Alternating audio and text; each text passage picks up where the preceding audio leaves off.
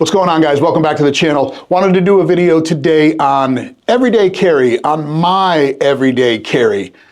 We've done some podcasts in the past, and I know that everyday carry is personal to you, and that's awesome. And the best part about this is it's whatever works for you.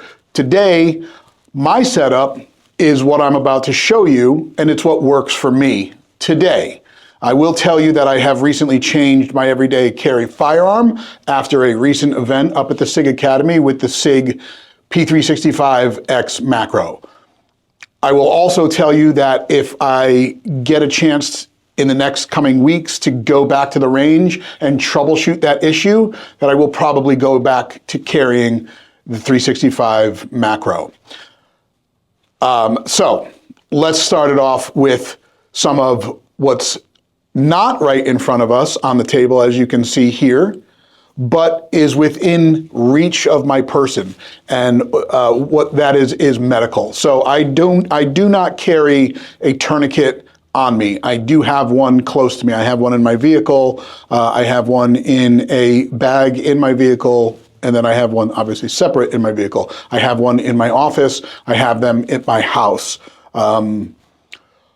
If I am somewhere where I can wear something that's a little bit more like a jacket or whatnot, I will put a rat tourniquet or a cat tourniquet, depending on obviously what I have on me and the kind of space that I am allowed. So if I'm wearing a jacket, I know we talk about how important tourniquets are, and if you have the ability to wear one, you're wearing cargo shorts or pockets, you have pockets in the pants that you can accommodate it, great. But that's what I do for me and what works for me without looking like Batman every single day with a utility belt. But medical, I have near me, not on me.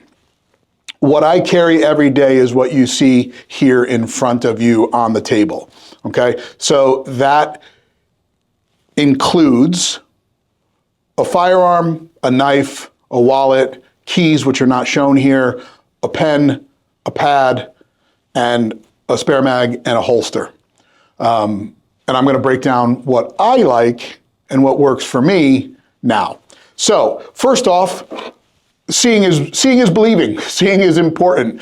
So for my everyday carry flashlight, I have chosen the Streamlight Macro Stream USB. Now, what I will tell you right off the bat is I was not happy about the fact that it was a rechargeable, and it can charge by just taking the bezel down and spinning the bezel down and using that port right here. Now, I don't love that because at the end of the day, if the battery dies or the flashlight gets too low in charge, you're going to reduce your ability to utilize it. But it can be swapped out with a AA battery. I carry this one, and then sometimes if I am wearing just shorts or whatnot and I want to go with something even more compact, I go with the Micro Stream. Now the Micro Stream takes a AAA and the Macro Stream takes a AA battery if you are in a pinch. So I do like that. This is a 500 lumens flashlight on high with about a 2-hour runtime and a 50 lumen on low with about an 8-hour runtime. And it's just simple, like a long press for the 500 lumens and just a double tap to activate the smaller lumens. So that is the flashlight I carry. I like it because it clips right into the pants pocket with the big clip here. But then it also has this clip right here, which you could attach to like a visor if you're wearing a hat. Now, this is what I carry, and the most important thing is how I carry this every single day. So it's a repeatable process, it's the same process, and it's uniform. Every single day, this is what happens. So this flashlight goes in my left pocket. I'm right-handed, so I want to be able to access my firearm with my right hand and a flashlight with my left hand should I need to utilize a second light. We'll get to the light in a second. The other thing that's in my left pocket is my wallet. I use a front pocket wallet. This happens to be the Ridge one. I obviously do have my ZERT 10-year wallet as well, but this is the one that I will use until it breaks, and then I have a secondary one in my ZERT wallet. Holds everything that I need right here. I don't need much. Pictures, I think the days of leather wallets with pictures in them went away when we put everything on our phones. But this is what I use. So that's as far as my left pocket. Moving over to the center of my body, I carry appendix. So I carry inside the waistband appendix every single day. I have carried larger firearms, I have carried smaller firearms, and what I have decided to rest on for the time being is the slimline or single staggered stack 9mm. And like I said, the SIG Macro is the one that I was carrying, but right now I've gone back to my 48. Spoiler alert, I have trained with both of them. I trained a little bit more extensively with the Macro, but we will put the 48 through its paces here in the near future. But as far as the Glock 48, it's a basic-ish stock Glock 48. It is a clear and safe weapon. So I carry, this is the 48 MOS with a Streamlight TLR 7 sub on the front. It's got, I believe these are XS sights, as far as iron sights, with a Holosun EPS carry mounted for, obviously, for the red dot. The only other thing that I have done to this was added the Talon grip, the rubberized Talon grip, and it has the TTI Grandmaster connector spring kit in it for a reduced trigger pull, but it's just a stock 48 trigger. And this is what I've been carrying. It's what I carried before the Macro and what I have gone back to. That's carried with a standard Glock 43X or 48 mag. It is a 10-round capacity. And I think I have some Federal HSTs in here, 124 HSTs. As far as magazines, this is why I will kind of go between the 48 and the Macro.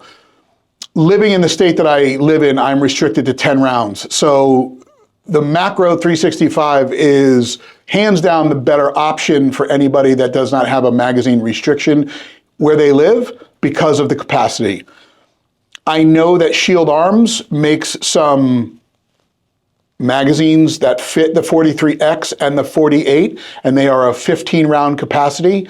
There has been some reports on the internet, some videos about those failing. I do have some of those. I just have not been able to put them to the test. So at this time, we just go with the OEM mags that hold 10 rounds because obviously that is the capacity that I'm unfortunately stuck with here in this state. As far as a holster, I choose the Black Point Tactical. This is the dual point. This is their appendix, obviously their appendix rig with the extra magazine attachment. What I love about the Black Point holsters is the way that they connect the spare mag to the holster. It's done with a leather wing, and it's just super flexible. It folds with your body, and it doesn't feel like you have the WWE championship belt on the front of your body. I love the fact that they use these dual metal clips. It really sinks in and locks into your belt. And I don't think you can see it here. I'll try and get it closer, but you can see that it's got these hooks and it just locks right into your belt. And this thing isn't going anywhere. You draw this pistol and you're only drawing the pistol. You're not drawing that the holster on top of it. It's got the metal loop here, which is designed to kind of push it back into your body so you don't print. I will tell you that I know I've seen some people out there, and like Kyle Lamb, he's a fan of the Black Point Tacticals as well, and he uses a wedge kit on the back of his holster. I got to tell you that I do not know that this actually works very well, and I might look at doing something like a wedge kit that kind of forces it back closer to the body. But again, spare magazine with, in this, we have the Inceptor ARX rounds in it. And if you guys aren't familiar with that, we can do a little bit of video on that ammunition. It's a copper polymer matrix, and so it's basically a copper and plastic bullet that uses fluid to do the energy transfer. It's pretty awesome stuff. It's lightweight, it's fast, 65 grain, like 1,600 feet per second. I used to know it all, but that's what I carry. So now we're moving over to the right side. In my right pocket, I carry a pen.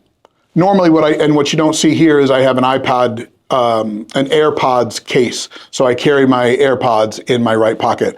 But I carry a pen. This happens to be a Fisher Space Pen. So it's good for writing upside down, writing in water, all of that stuff. You can utilize this thing, and it's just super compact, and it fits in my pocket without taking up a whole lot of room.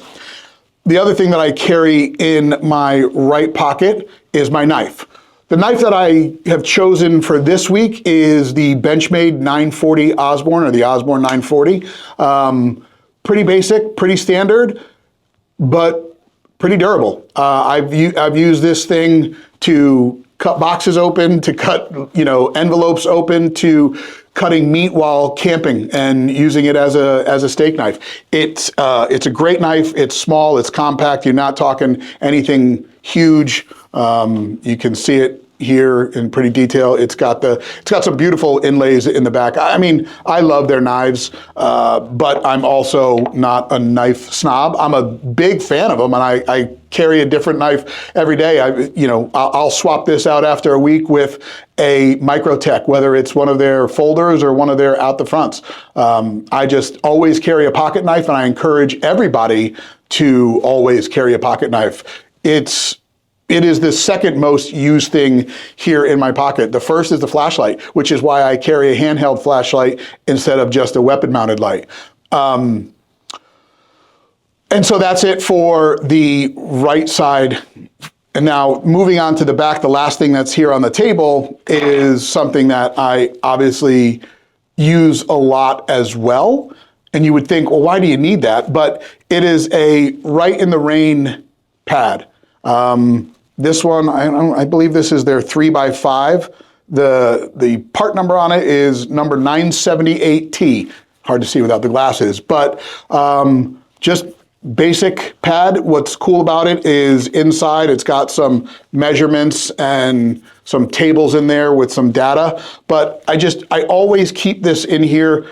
I mean, I've used it for everything from entertaining my nieces at dinner while playing hangman while we were waiting for food, to writing down notes. If I'm sitting there talking to one of the other members from ZERT and they come up with they have an idea, or they have an idea for the podcast, or an idea for a patch, I put those notes in there. So it's great to have. Everybody carries a phone, and you all have notes on your phone. But if your phone dies, you can't really use it. And that's the other thing that I carry that obviously you're not seeing here because it's doing its job and it's recording all of this down here. But that's the other thing that I carry, and that's my cell phone. Obviously, we use that cell phone as a lifeline, as a data storage, as a camera. We use it for a lot of different things, but we've talked about it before, where if you lose that phone, or that phone dies, or we get hit with an EMP, you don't have a phone anymore. You've got nothing. So that's why I resort to a little bit of analog instead of just all digital, especially for documenting important information that you might want to keep. It's funny, I'm going to go just one little story on this pad here. I was in a seminar and we were taking notes, and I was taking notes on a pad and a piece of paper, and somebody else was taking notes on their phone. And you look at the person giving the seminar as they're looking around, and you see somebody on their phone like this the entire time, and it gives a bad impression. Now, you know, they were able to be like, I'm just taking notes on my phone, that's it. So it is what it is, but I choose to go with that. When it comes to everyday carry, folks, I don't do a lot different than this. It doesn't matter if I'm in the winter, if I'm in the summer, if I'm wearing a hoodie or not, I always carry appendix. It is a very rare occasion where I carry outside the waistband, but I do train to do that because when I'm on the range and I have a battle belt or whatever the setup there, I train like that. I also train with the appendix rig.